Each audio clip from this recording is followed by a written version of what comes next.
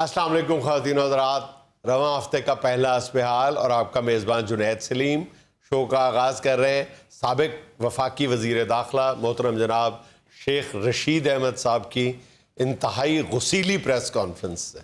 बहुत शुक्रिया, बड़ी मेहरबानी जुनैद साहब। मैं असल में गुसीली कोई बात करनी चाहता ही नहीं, मैं तो लोगों को मजीद दुख ही नहीं करना चाहता। जुनैद, लोग ये 2-3 हफ्तों में बहुत दुखी हो गए हैं। आप देखें आटे की कीमत कहाँ पहुंच गई है, कहाँ है वो अब वो सारे लोग आपके मीडिया के जो बैठ के कहते थे कि बड़ी महंगाई हो गई है, बड़ी महंगाई हो गई है। वो कैमरे लेके भागे फिरते थे, कभी दाल पे कैमरा मार रहे हैं, कभी आटे पे कैमरा मार रहे हैं। अब क्या दाल आटा खाना छोड़ दिया लोगों ने, या वो क्या नीचे चले गए हैं रेट? अब भी बताएं ना। मीडिया ने छोड़ दिया तो आप ये सवाब का काम करें, इतने माइक पड़े हुए हैं, आप एक माइक उठा के निकल जाए चांदनी चौक में। नहीं, मुझे देखें, मैं निकलेंगे इंशाल्लाह, हम अकेले नहीं निकलेंगे। धूप है अभी, बड़ी धूप है अभी। नहीं जी, धूप की भी कोई ऐसी बात नहीं है गौरी साहब, धूप की आपके साथ मुखालफत है, हमारे साथ कोई मुखालफत नहीं। हाँ, नहीं। हम निकलेंगे इंशाल्लाह, और हम अकेले नहीं निकल रहे, हम लाखों लोगों के साथ निकलेंगे। और मैं आपको ये बता दूं कि ये अगले 2 हफ्ते बहुत ज्यादा अहम है। हाँ, इंतहाई अहम है ये 2 हफ्ते। आप मेरी पेशीन गोइयों पे हंसते हैं। नहीं, कौन हंसता है? नहीं, मुझे पता है यार, मुझे क्या शेख पता साहब, हम आपकी पेशीन गोइयों को इतनी अहमियत देते हैं, आपकी पेशीन गोइयों पे स्टॉक एक्सचेंज ऊपर नीचे हो जाता है जी। आपकी तो पेशीन गोलियों के साथ तो जिंदा है हम लोग। ये भी आप हंस के कह रहे हैं, मुझे पता है। सब क्या बात कर रहे हैं यार, मुझे शक्ल के नहीं, मुझे दिल के हादसे भी नजर आ रहे हो। मुझे ना आप ऐसा सादा समझें, मैं को बेवकूफ नहीं हूँ, मुझे मालूम है कि आप हंस रहे हैं इस वक्त भी। नहीं शेख साहब, आप देखिएगा 2 हफ्ते के बाद होता क्या है। अच्छा चलिए ये बता दें, आप ये तो हमेशा से कहते आए हैं कि अगले 2 हफ्ते अहम है, आप ये बताएं इस दफा कि कौन से 2 हफ्ते गैर अहम है, वो बता दें। ये देखें, इस हुकूमत के अंदर तो कोई हफ्ता भी गैर अहम नजर नहीं आ रहा। अच्छा। और जो खतरनाक हालात होने जा रहे हैं, इसकी जिम्मेदारी पता है किस पे पड़ेगी? ये आज मैं आपके शो में बता रहा हूँ। हाँ। इसकी जिम्मेदारी जिम्मेदारों पे पड़ेगी, ये याद रखिए। अच्छा शेख साहब, वैसे ना आप भी इमरान खान की तरह ना कोई अपना रिकॉर्ड करवा जाए मैसेज कि अगर मुझे मारा गया तो फला फला बंदा जिम्मेदार होगा। नहीं, मैं तो, इमरान तो सादा आदमी है, एक बड़ा आदमी है, बड़ी देर बाद कौम को एक अच्छा लीडर मिला है। वो तो बोलता नहीं है जुनैद साहब, उसने तो वीडियो रिकॉर्ड कराई है, तो मुझे अगर मारा गया तो मैं अपना बदला खुद लूंगा। अगर आप मारे गए तो बदला लेंगे। नहीं, मैं नहीं छोड़ूंगा। ये क्या समझते हैं कि मुझे मार देंगे तो मैं खामोश हो जाऊंगा? मैंने तो बोलना ही उसके बाद है जुनैद साहब, और फिर वो मैं नहीं बोलूंगा, फिर अवाम बोलेगी। शेख रशीद आपको अवाम में से नजर आएगा, और हर बंदा शेख रशीद होगा। ये अगर मुझे मारेंगे जुनैद साहब तो मैं भूत बन के इनकी गाड़ियों के सामने आऊंगा। इनको रास्ता नहीं मिलेगा निकलने का जुनैद साहब, और आपको पता है भूत रास्ता नहीं देता। हाँ, उसका कौन सा चलान होना होता है? उसका चलान हो भी जाए तो एड्रेस क्या लिखेंगे चलान पे? कुछ भी नहीं। बिल्कुल, सिर्फ कोकाफ लिखेंगे तो पूरे कोकाफ में तो 100 बल्ले हैं, उसे कहाँ ढूंढेंगे? हाँ नहीं, भूत बड़ा बदीत होता जी, रास्ता क्या वो तो टका नहीं देता किसी को। एक बात याद रखें, 2 चीजें खत्म होके भी खत्म नहीं होती। अच्छा, मुनीर नियाजी ने कहा था ना कि मैं तो दरिया हूं, समंदर में उतर जाऊं। ये बात 2 चीजें ऐसी हैं जो कभी खत्म नहीं होती। अच्छा जी। एक शेख रशीद साहब जी, और एक छिपकली की दुम। ये कभी खत्म। हाँ देखें शेख साहब, जब आपने ये मुनीर नियाजी का हवाला दिया तो मैं समझ गया था कि आप जुगत करने लगे। नहीं यार, मैं खुद जुगते करता हूँ जुनैद साहब। मैं कोई रेस्टोरेंट का काम नहीं करता, जाता जरूर हूं मैं रेस्टोरेंट, मगर मुझे पता है कि ये क्या हो रहा है। आप ये याद रखें, इनको जरदारी ले डूबेगा। ये जिसके साथ इन्होंने इत्तेहाद किया है वो कोई आम आदमी नहीं जुनैद साहब। जरदारी को मैं जानता हूं, जरदारी तो चलते पंखे के पार उतार लेता है। क्या मिसाल दी आप। वो तो ऐसा बंदा है जुनैद साहब, शैतान उसकी तरफ आता है मगर उसको बहकाने नहीं, उसकी कदम बोसी करने के। तो वो इन सब शैतानों को ले दे जाएगा, आप देखिएगा। वो इनसे बदला लेगा, हम नहीं लेंगे। जो उसने रोल अदा किया है ना, वो टिश्यू पेपर वाला रोल है जुनैद साहब। वो इनको इस्तेमाल कर लेगा और उसके बाद ये रोल भी नहीं हो सकेंगे। आप देखें ना, उसने सारा मलबा इन पे डाल दिया और वो बड़े आराम से निकल गया। भाई आप कुछ होश के नाखून लें, आप क्या करने जा रहे हैं? आपने इमरान खान को छेड़ दिया है और आप ये समझते नहीं है कि पूरा पाकिस्तान इस वक्त इमरान खान बना हुआ है। जुनैद साहब आप कहें आप नवाज शरीफ को वापस आए। जिस जहाज में बैठेगा जुनैद साहब, आप देखिएगा पायलट लाहौर की बजाय चुवेंडे एयरपोर्ट पे उतारेगा जहाज। उसने इनको चक्कर लगा लगा के मारने। मैं अब बात, मेरा मुंह ना खुलवाएं यार। मैं सर जी ये सॉरी हम सॉरी चुंडा किधर है सर जी? ये मुझे भी नहीं पता। उतरेगा उधर जहाज? हाँ, मैं देखें, मेरी बात सुने, मेरा मुंह ना खुलवाएं। ठीक है। जो इनके अच्छा शेख साथ साहब, जब चुविंडे एयरपोर्ट पे उतरेगा तो नवाज शरीफ पायलट से पूछेगा तो सही ना कि यार ये अस्करी 10 अस्करी 11 नजर नहीं आ रहा है, ये कौन सा लाहौर एयरपोर्ट है? जुनैद साहब पायलट के पास कई बहाने होते हैं।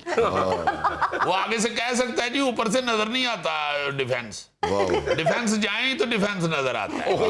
पायलट को आप क्या समझते हैं? ऐसे इतने बड़े जहाज को उड़ा लेते हैं। वाह, ये सही कह रहे, इनको जुगतों में कौन पकड़ सकता है? नहीं जुनैद साहब, अभी तो मैं सीरियस प्रेस कॉन्फ्रेंस कर रहा हूँ। अच्छा। जुगते तो मैंने फैसलाबाद में की। आपने मेरी वो चमगादड़ वाली जुगत सुनी है? क्लासी 15-20 बंदे भेजे थे, राना सनाउल्लाह ने भी मुझे जुगते करने के लिए, सारी फिक्की। एक बंदे ने मुझे जुगत लगाई जी कि शेख रशीद जैसे बंदे बकर मंडी के ठेकेदार होते हैं। यार इसमें हंसने वाली कौन सी बात? मेरा ख्याल है आपका कोई पिछला आसा रुका हुआ था, वरना जुगत तो ये फिक्की है। शेख साहब फिक्की है, बकर मंडी का ठेकेदार।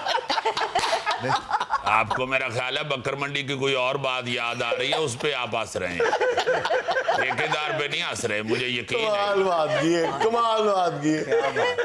हद हो गई है, ये कौन सी कमाल बातें हैं? एक फजूल सा आदमी कहने लगा जी शेख रशीद जैसे बंदे जो होते हैं इनकी गड्डी रास्ते में लाजमन खराब होती है। शेख साहब इसने फीकापन किया है, जबरदस्त जुगते किए उन्होंने। गाड़ी तो किसी की भी खराब हो सकती है, इस तरह के बंदे की होनी होती। नहीं, गाड़ी खराब होने के बाद बंदे का मुंह ऐसा हो जाता है।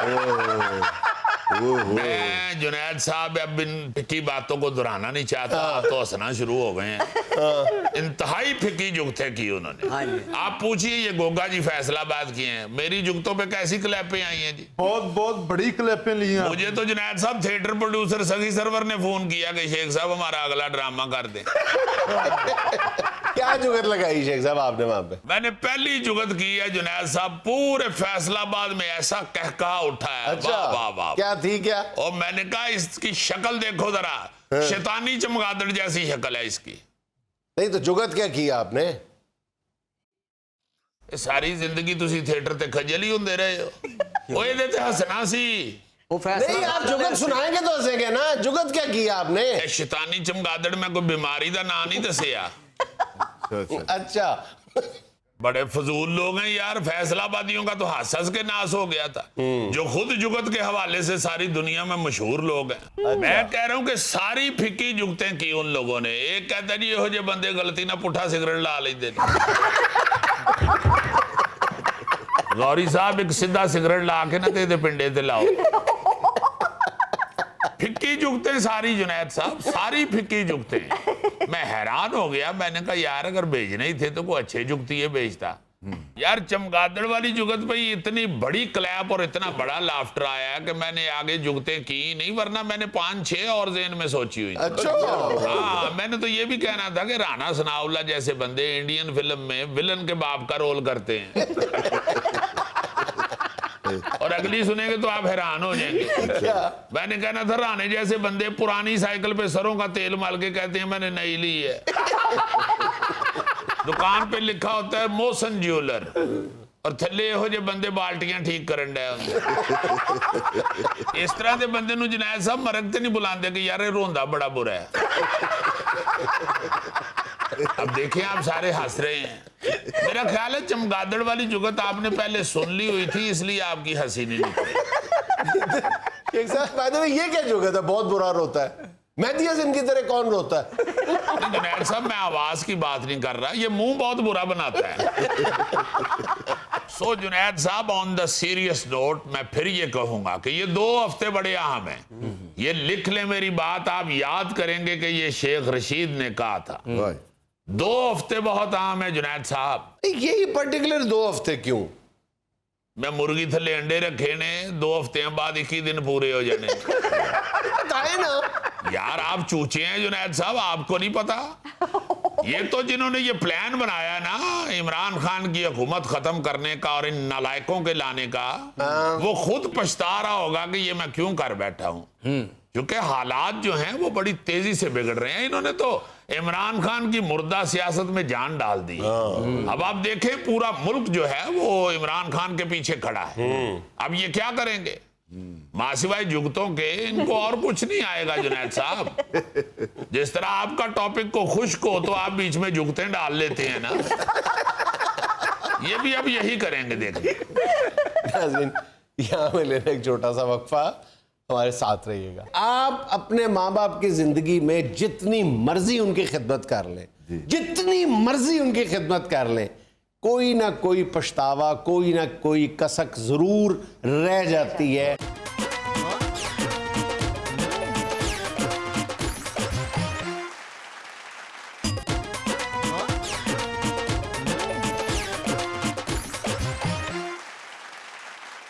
गए वक्तों की बात है, बहुत अफसोस से कहना पड़ता है कि गए वक्तों की बात है कि नौजवान नस्ल कोई भी काम शुरू करती थी तो अपने माँ बाप से मशवरा ज़रूर करती। जी बिल्कुल बिल्कुल, गए वक्तों की बात है। जी जी। अब अगर नई नस्ल जो है वो अपने माँ बाप को इज्जत देती भी है तो एक बरकत की अलामत के तौर पे देने के लिए तैयार। अक्लमंद नहीं समझते, अक्लमंद बिल्कुल भी नहीं समझते, या खुद ये को नहीं समझते कि इन्होंने भी पता होएगा। हाँ, अगर वो मतलब एक तो अपने आप को अक्ले कुल समझते हैं, और दूसरा ये कि अगर उन्होंने वो घर में मौजूद है तो उनकी इज्जत इस हद तक जरूर करते हैं कि ये बरकत की अलामत है, ये है तो हमारे घर में बरकत है, हमारे बच्चों के ये दादा नाना नाना नानी है। ऐसा वाला क्यों हुआ है? जो हम आजकल के अब्बे हैं ना, हम उनसे अपना फोन ठीक करवाते हैं। उससे वो फील करते हैं कि इन्हें कख नहीं पता। अच्छा, अब कभी गौर करो कि ये जो एक कीमती हमारे घर में कंसल्टेंट बैठे हुए हैं, मैं तो कंसल्टेंट कहता हूँ। देखिए, अगर नई नस्ल ने कोई ऐसा कारोबार शुरू करना है जिनके बारे में बज़ाहिर आप ये समझते हैं कि आपके वालिदैन को नहीं पता, हो सकता है टेक्निकली ना पता हो, लेकिन कारोबार के असूलों को उनसे ज्यादा कोई नहीं जानता। बेशक आपने कारोबार कोई भी करना है, उसके बुनियादी असूल तो यकसा है ना। हाँ जी। अखलाकियात जो उसमें जरूरत है जिनकी, या जो उसमें जो लबो लहजा जरूरत है, या किसी दूसरे इंसान के साथ बातचीत करना, डीलिंग मकसूद करना, है, जी हाँ, जी हाँ। वो तो जाहिर है वालिदैन आपको बता सकते हैं कि किस लहजे में बात करें तो इंसान किस तरह मुतासर होता है। हाँ जी बिल्कुल। मार्केटिंग का काम अगर आप करना चाहते हैं तो आप माँ बाप से ये मशवरा कर सकते हैं कि मार्केटिंग का मतलब क्या है। ठीक है, मार्केटिंग के बुनियादी असूल जो आपके माँ बाप आपको बता सकते हैं, आपको यकीन करें कि बड़े से बड़ा मोटिवेशनल स्पीकर भी नहीं बता सकता, क्योंकि बड़े से बड़ा जो मोटिवेशनल स्पीकर होगा या जो बड़े टीचर्स होंगे जो आपको मार्केटिंग सिखा रहे होंगे, वो यहाँ से सिखा रहे होंगे आपको, जबकि आपके माँ बाप जब आपको सिखाएंगे ना, वो यहाँ से सिखाएंगे। ये बड़ा बुनियादी फर्क है। मोटिवेशनल स्पीकर ने तो पैसे दे के लेक्चर देना है। यार मसला ये है कि ये यकीन कर लेना कि इस बंदे के पास एक एक्सपीरियंस है अपना, 30 32 25 26 साल का। 25 साल का लड़का अगर काम शुरू कर रहा है तो जाहिर है उसका वालिद जो है वो डबल उम्र का होगा, 50 का होगा, तो उसके पास एक एक्सपीरियंस है। चे जाए कि तुम भी अपना उतना ही वक्त जाया करके या इस्तेमाल करके वक्त को वो एक्सपीरियंस हासिल करो। आप उसका बना बनाया एक्सपीरियंस पकड़ो और आगे चलो उससे। और बाप एक वाहिद शख्स है, पूरी जिंदगी आपकी में वाहिद एक बाप ऐसा शख्स है जो आपकी तरक्की से खुश होगा, जेलस नहीं होगा। और किसी रिश्ते की गारंटी नहीं दी जा सकती, इवन सगे भाई की भी गारंटी नहीं दी जा सकती। और हमेशा बाप का बताई हुई बात का फायदा होता है। अच्छा, मैं आपको बताता हूं कि कुछ अर्सा पहले मैंने एक नौजवान को मशवरा दिया, उसने कंप्यूटर की दुनिया में कदम रखा और उसको क्लाइंट्स मिल गए बाहर, इंग्लैंड में, यूरोप में, उसको अच्छे क्लाइंट्स मिल गए, उसका कारोबार जो है वो देखते ही देखते बिल्कुल आसमान को छूने लगा। तो उसके मतलब वालिदैन जो थे, उनके पेरेंट्स जो थे, वो दोनों, एक उनकी जो वालदा थी उनको कंप्यूटर में ही बड़ी एक्सपर्टीज थी, ठीक है, और उनके वालिद जो थे वो रिटायर्ड अकाउंटेंट थे। वो सारा दिन घर में दोनों फारिग बैठे रहते थे, वो बोर भी होते थे।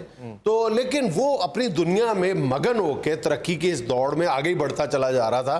तो मैंने उस नौजवान से कहा, मैंने कहा यार तुम्हारे घर में माँ बाप बैठे हुए हैं तो उनको भी ऑफिस ले जाएगा। वो कहते नहीं अंकल वो इस उम्र में ऑफिस जाते हैं। मतलब उसको ये था कि ये इंटरफेयर करेंगे, मेरी आज़ादी में खलल डालेंगे, जिस तरह मैं आज़ादाना फैसले करता हूँ उसमें ये खलल डालेंगे।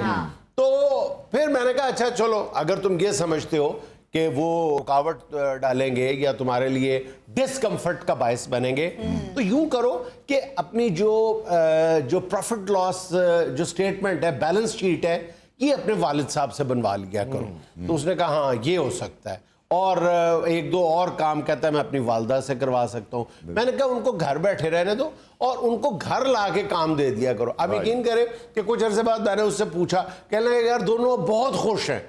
और मैंने उनसे पूछा, मैंने कहा काम में लगे रहते हैं? कहते यार काम में लगे रहने के अलावा वो अपनी सेंस ऑफ पार्टिसिपेशन पे खुश है। कहते पहले वो कहते थे कि तेरा कारोबार, अब वो कहते हैं हमारा कारोबार। क्या बात है भाई, है तो सारा कुछ माँ बाप का ही ना। हम तुर्रम खान बने फिरते हैं, हमारी औकात क्या है?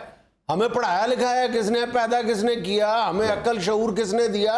इसमें कोई लंबी चौड़ी बहस की जरूरत है? जो कुछ है माँ बाप का है, सीधी बात है। तो वो कहने लगा कि जब से मैंने ये काम किया है ना, तो शायद वो 24 घंटे मसरूफ तो नहीं रहते, लेकिन कहते हैं कि उनकी सेंस ऑफ पार्टिसिपेशन बदल गई है। और मुझे बड़ा प्यारा जुमला लगा। कहते पहले वो कहते थे तुम्हारा कारोबार, अब वो कहते हैं हमारा कारोबार। ये जो है ना एहसास के वालिदैन मेरे घर में अब अकेले हैं, मैं बाहर निकल आया हूं, मैं घोंसले से निकल आया, ये एहसास होना कि उनको भी मेरी सोबत की, मेरी बातचीत की, मेरे साथ मिलने की जरूरत है, ये बहुत नसीबों वाले बच्चों के जहन में आता है। आप हैरान होंगे सुन के। एक दोस्त है इधर मेरा, अमान, अब एक टेलीफोन कंपनी में काम करता है, वो अमेरिका में, बहुत अच्छा सेट था, बाकायदा बड़ा अच्छा सेट।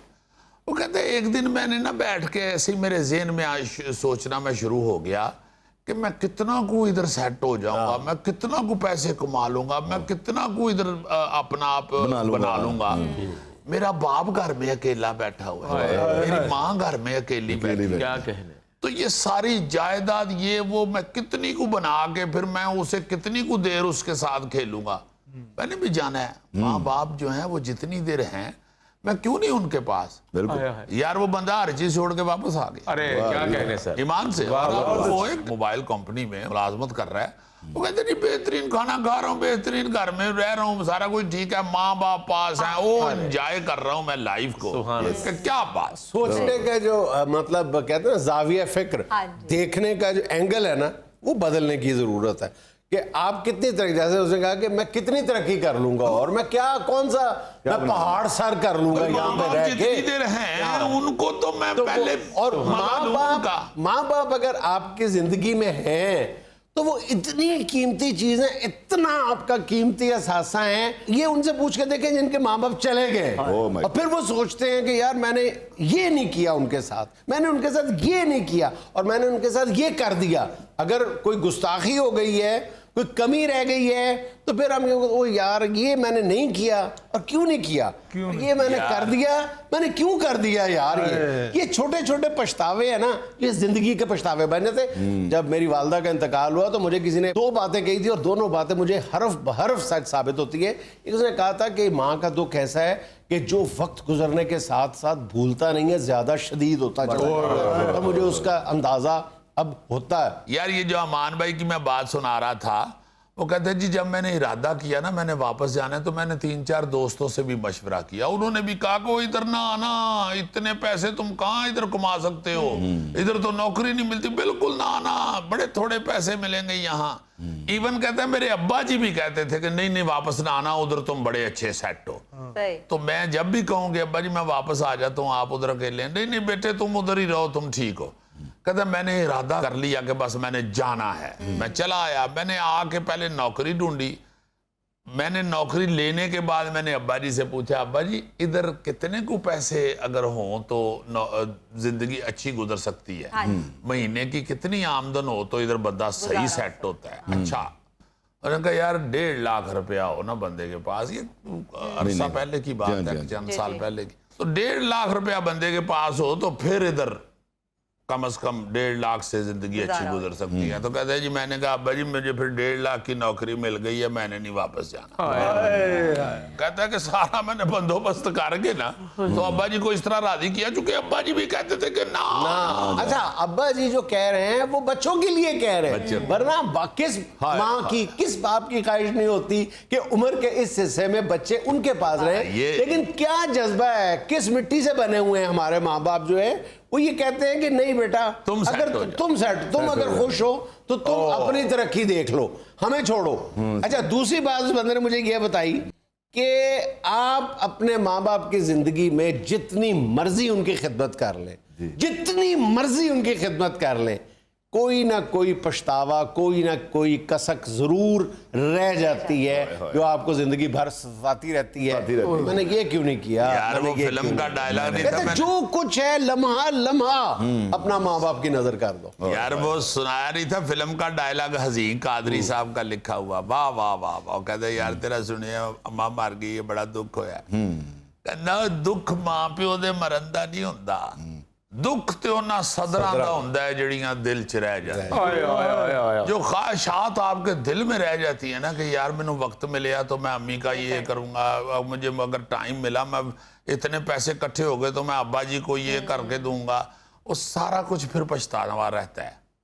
वो फिर आपको वाकई वो दिन ब दिन बढ़ता रहता है, उनके जाने के बाद वो कम नहीं होता, वो बढ़ता रहता है, बढ़ता रहता है। क्या किसी से मैंने सुना था एक दफा, कहता था कि जी जैसे जैसे आप बूढ़े होते जाते हैं, असल में आप कब्र की तरफ नहीं जा रहे होते, असल में आप माँ की गोद की तरफ जा रहे होते। जूं जूं आप बड़े होते जाते हैं, आपको अपनी माँ ज्यादा याद आती है। नाज़रीन, यहाँ में लेना एक छोटा सा वक्फा, हमारे साथ रहिएगा। टीम गेम्स में दुनिया की सबसे पुरानी खेल कौन सी है? सर जी, बांदर किला। बेटा प्लीज बी सीरियस, अपने कबीले का जिक्र हर जगह पे नहीं लेके आते। सर जी बेटा बताओ। वॉलीबॉल।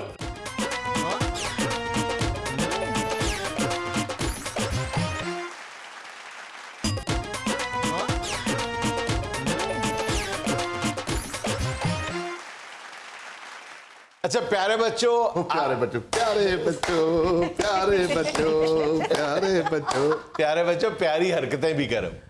मुझे लगता है ये क्लास इसे ले दे जाएगी। प्यारे बच्चों, आज ये स्पोर्ट्स का पीरियड है। स्पोर्ट्स का पीरियड है सर, तो आज क्या खेल खिला रहे हैं हमें? खेल नहीं खेलना बेटे, खेल के बारे में बात करनी है। अच्छा बात करनी है। ते निरियां गल्लां ही करदा रहिंदा। सॉरी सर, सॉरी सर, मैं टीचर हूँ बेटा। जी sir, I am sorry. Sir ये बासर लोग हैं, इनको नहीं पता। ये क्या बात है, बेचारा टूटे हुए साइकिल पे आता है। सर इनके अब्बू हकीम है, सारा मोहल्ला उनकी इज्जत करता है। अच्छा जी, स्पोर्ट्स के पीरियड में आज हम स्पोर्ट्स के बारे में, स्पोर्ट्स का जो एक जनरल नॉलेज है उस पर बात करेंगे। जी। आप माशाल्लाह पहले ही स्पोर्ट्स के बारे में, खेलों के बारे में बहुत ज्यादा जानते हैं, इसलिए मैं आपसे सवाल पूछता हूं कि टीम गेम्स में दुनिया की सबसे पुरानी खेल कौन सी है? सर जी, बांदर किला। बेटा प्लीज बी सीरियस, अपने कबीले का जिक्र हर जगह पे नहीं लेके आते। सर जी बेटा बताओ। वॉलीबॉल। फुटबॉल जी नहीं बेटा, आप बताएं। Volleyball sir. अब वॉलीबॉल नहीं, volleyball. Volleyball. Hockey sir. Hockey नहीं, आप बेटा बताएं। सर मुझे सॉरी पता नहीं चला, 3 गेमें कौन सी? टीम गेम जो मिलके ज्यादा लोग खेलते हैं। दुनिया की सबसे पुरानी खेल कौन सी है? जंग नहीं। हाँ वैसे करीब करीब आपका जवाब ठीक है। अच्छा जी। पोलो। 2500 साल पुरानी खेल है और इसका आगाज स्पेन से हुआ था। स्पेन में बहुत सारे खेलों का आगाज हुआ था, जिसमें से एक जो है वो पोलो है। सर जो हमारे इधर संदूर में होती है पोलो। हाँ एग्जैक्टली वही, घोड़े पे सवार हो। इसका हमें इसलिए नहीं पता कि ये शहनशाहों का खेल कहते हैं। हाँ ये बादशाहों का शुरू में खेल था। यार तुम्हारे दादा का नाम भी तो शहनशाह था। यार मेरा दादा शहनशाह बर्फ वाला था, वो बादशाहों की बात कर रहे हैं। अच्छा चले ये बताएं कि ये तो टीम गेम हो गई जी। इनफरादी स्पोर्ट्स में दुनिया का कदीम तरीन खेल कौन सा है? इनफरादी गेम में मेरा ख्याल है अपना कौन सी है सर? आप बताएं, ज़हन पे जोर दें, जो नेचुरली ज़हन में आ जाती है। सर वो तलवारबाजी नहीं, जिसमें कोई चीज भी इस्तेमाल नहीं होती। कुश्ती, नहीं, कुश्ती भी नहीं। गुल्ली डंडा, दौड़ यार, दौड़ना, तेज दौड़ना, रनिंग। ये 15,000 साल पुरानी खेल है और ये नेचुरली ज़हन में आता है कि इससे ज्यादा पुरानी खेल कोई हो ही नहीं सकती। नहीं, हाँ जी। दौड़ना। हाँ। ये सर जी ये हर बात से दौड़ जाता है ये। इनके बारे में मैंने ये सुना है कि आज से 15,000 साल पहले जब ये दौड़ खेल का आगाज हुआ था तो इनके आबाओ इजदाद में से कोई नान लेके किसी का दौड़ा था। इसके पीछे पे लोग दौड़े थे तो एक दौड़ सर का उसकी फिर मुकाबला सजा बन गया। मिली है ना इनको कि ये अब दौड़ ही नहीं सकता। यार ये तुम्हारी गलतफहमी है बेटा, मैं कई दफा आपको बता चुका हूं। इसके सामने 4 नान रखो फिर इसकी दौड़ें देखो। सही। अच्छा प्यारे बच्चों, अब आती है खेलों की मकबूलियत की बात। जी सर। अच्छा, खेलों की मकबूलियत जो है ना वो उसकी डेफिनेशन मुख्तलिफ है, तारीफ मुख्तलिफ है मकबूलियत की। अब मैं सवाल पूछूंगा तो आप सब मेरा ख्याल है कि ठीक जवाब देंगे कि दुनिया का मकबूल तरीन खेल कौन सा है? फुटबॉल। फुटबॉल दुनिया का मकबूल तरीन खेल है और मकबूलियत की तारीफ यहाँ ये की जाती है कि वो खेल जिसको लोग खेलते हैं, देखते हैं या समझते हैं। खेलते हैं, देखते हैं या समझते हैं, तो वो दुनिया का मकबूल तरीन खेल जो है वो फुटबॉल है और इसको खेलने, देखने और समझने वालों की तादाद 4.5 अरब से ज्यादा है। Oh my God. ठीक है। और अब आप हैरान होंगे कि हम जिस खेल को समझते हैं कि चंद मुल्कों में खेला जाता है, पहले भी शायद हम अपने शो में ये बता चुके हैं, वो है क्रिकेट। जी हाँ जी। वो दूसरे नंबर पे आता है। दूसरे नंबर पे आ गए। हैरान कुन बात है कि सिर्फ चंद मुल्कों में खेले जाने वाला खेल जो है वो दुनिया का दूसरे नंबर का मकबूल तरीन खेल कैसे बन गया? इसका मतलब ये है कि जिन मुल्कों में ये खेला जाता है, समझा जाता है, देखा जाता है, वहां इससे इश्क किया जाता है। वहां पर एक पूरी जो तादाद है, सारे के सारे लोग जो हैं वो ये खेल देखते हैं, खेलते हैं, समझते हैं। ठीक है। और क्रिकेट खेलने देखने वालों की जो तादाद है, समझने वालों की जो तादाद है वो 2 अरब 70 करोड़ है। अरे वाह वाह वाह। तीसरे नंबर पे जो खेल आता है वो भी आपके लिए हैरान कुन होगा, उसको भी हम गैर मकबूल खेल समझते हैं, वो फील्ड हॉकी है। इसको देखने, खेलने और समझने वालों की तादाद 1 अरब 90 करोड़ है। इसका मतलब यह है कि 3 दुनिया के मकबूल तरीन खेलों में से 2 खेल ऐसे हैं जिसके हम वर्ल्ड चैंपियन रहे हैं। अच्छा बच्चों, अब मैं बात करता हूं दुनिया की अमीर तरीन खेलों की। इसके भी मुख्तलिफ डेफिनेशन हैं। कहीं पे प्लेयर अमीर हैं, कहीं पे रेवेन्यू ज्यादा है। तो रेवेन्यू के एतबार से मैं आपसे पूछता हूं कि दुनिया की अमीर तरीन खेल कौन सी? Sir golf. नहीं। बॉक्सिंग। नहीं। ये मेरे हाल है पोलो ही होगा। नहीं। NFL, national football league, American football यानी रग्बी, अमेरिकन रग्बी लीग जो है उसकी गुज़िश्ता साल की जो रेवेन्यू है ना वो 12 अरब डॉलर था। सर जी वो जो टेढ़ा सा बाल होता है, प्लेयर एक दूसरे से छीन के भागते हैं, उसको रग्बी कहते हैं। टेढ़ा सा नहीं होता, अंडे की शक्ल का होता है। जी हाँ सर जी, मेरा ख्याल उसको अमेरिकन फुटबॉल कहते हैं। अमेरिकन फुटबॉल और रग्बी में थोड़ा सा फर्क होता है, कमो बेश वही होता रग्बी है। में थोड़ा सेफ हो गए वो खेलते हैं, वो स्मार्ट होता है। एग्जैक्टली। क्रिकेट दुनिया का 7वां अमीर तरीन खेल है। आईसीसी की जो आमदन है, रेवेन्यू है, वो 70 करोड़ डॉलर है। और आप ये सुन के मजीद हैरान होंगे कि आईसीसी की आमदन जो है वो 70 करोड़ डॉलर है और इंडियन जो बोर्ड है उसकी आमदन जो है वो 1.5 अरब डॉलर है। अजी इंडिया में पॉपुलेशन बहुत ज्यादा है ना, तो पैसा भी बड़ा इन्वॉल्व है उसमें, फिर जुआ भी आ जाता है, बहुत सारी चीजें। अच्छा, जुआ दुनिया में सबसे ज्यादा जाहिर है जो मकबूल तरीन खेल होगा उसी पे लगेगा। वो फुटबॉल पे लगाया जाता है। 14 अरब डॉलर से ज्यादा जुआ लगता है फुटबॉल। अच्छा, स्पोर्ट्स के हवाले से, हमारे हवाले से खास तौर पे ये बात दिलचस्पी से खाली नहीं है कि पाकिस्तान में 18 करोड़ लोग जो है वो क्रिकेट से दिलचस्पी रखते हैं। यानी पाकिस्तान की 80% आबादी जो है वो क्रिकेट से दिलचस्पी रखती है। प्लेयर्स की आमदन के हिसाब से देखा जाए तो फुटबॉल बास्केटबॉल और रग्बी, ये टॉप 3 स्पोर्ट्स हैं जो प्लेयर्स की आमदन है। एक प्लेयर जो है वो सिर्फ मैच फीस से या टीम फीस से 20 करोड़ डॉलर सालाना कमाता है, जबकि इससे वो इश्तेहार जो अगर करे तो या मार्केटिंग दीगर तरीकों से करे तो फिर जो ये मिकदार है ये पता नहीं कहाँ से कहाँ मालियत पहुंच जाती है। जी जी सर जी, सुना है मैंने बास्केटबॉल के प्लेयर बड़े महंगे होते हैं। अच्छा, आमतौर पे जो सबसे ज्यादा खेलों में हिस्सा लेने वाला मुल्क है और जीतता भी है ज्यादा खेलों में, वो अमेरिका है। 100 से ज्यादा खेलों में अमेरिका जो है वो हिस्सा लेता है और सीरियसली हिस्सा लेता है, जीतता भी है, यानी आलमी मुकाबले उनके जीता हुआ भी है। और लेकिन आप दूसरी तरफ देखते हैं कि ओलंपिक्स में आमतौर पे चीन विक्ट्री स्टैंड पे खड़ा होता है, इसलिए कि चीन बेपनाह पैसा खर्च करता है। 68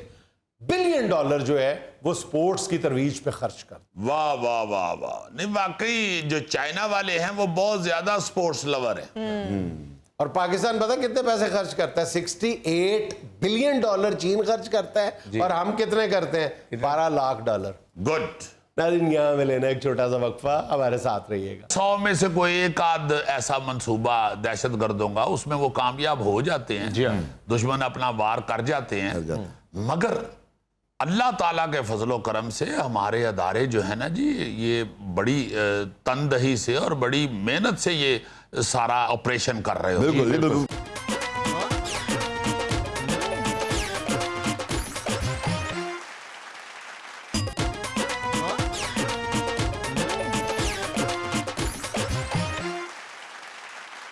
अच्छा जी, ये 2-3 दिन पहले एक टीवी के ऊपर खबर चल रही थी कि अनारकली धमाके के मुल्जमान पकड़े गए। मतलब सारा वो जो उन्होंने ऑपरेशन करके सीटीडीसी ने तो उनको गिरफ्तार कर लिया है। तो बहुत सारी मेरे ज़हन में बातें आ रही थी कि हम आम तौर पे जो हम शहरी हैं ना जी, हम ये सोचते हैं कि यार शहर में धमाके होते हैं, किस तरह हो जाते हैं, ये खुफिया एजेंसियां क्या कर रही हैं बैठ के, ये अदारे कहाँ सोए हुए हैं। लेकिन आम लोगों को ये अंदाजा नहीं होता कि दुश्मनों के बेशुमार मंसूबे यही हमारे अदारे खाक में मिला। मगर जाहिर है 100 में से कोई एक आध ऐसा मंसूबा दहशत गर्दों का, उसमें वो कामयाब हो जाते हैं, दुश्मन अपना वार कर जाते हैं, मगर अल्लाह ताला के फजलो करम से हमारे अदारे जो है ना जी, ये बड़ी तनदही से और बड़ी मेहनत से ये सारा ऑपरेशन कर रहे हो। बिल्कुल, कुर्बानियां देकर। जी जी जी जी। अब देखे ना, अनारकली में जो धमाका हुआ था जिसमें 3 शहरी शहीद हुए थे और 33 शदीद जख्मी हुए थे। जी जी। और करीबी इमलाक भी काफी सारी, चूंकि बहुत वो बिजी इलाका है, वहां पे बहुत बड़ा नुकसान हुआ था। जी। ये धमाका IED, ये जो बदरिया रिमोट कंट्रोल डिवाइस किया गया, जिसका मकसद अवाम में खौफ व हरास फैलाना। धमाके की जिम्मेदारी भी उन्होंने कबूल कर ली थी। BNA जो है, बलोचिस्तान नेशनलिस्ट आर्मी, जो उन्होंने दहशत गर्दों की बनी हुई है, जी जी। उन्होंने इसकी धमाके की जिम्मेदारी कुछ देर बाद ही, धमाका होने के बाद ये नेट के ऊपर उन्होंने कबूल कर ली। धमाका होते ही CTD पंजाब और डिस्ट्रिक्ट पुलिस समेत मुतल्लका महकमे जाए वकूआ पर पहुंचे जी। और CTD टीम ने तहकीकात का आगाज कर दिया।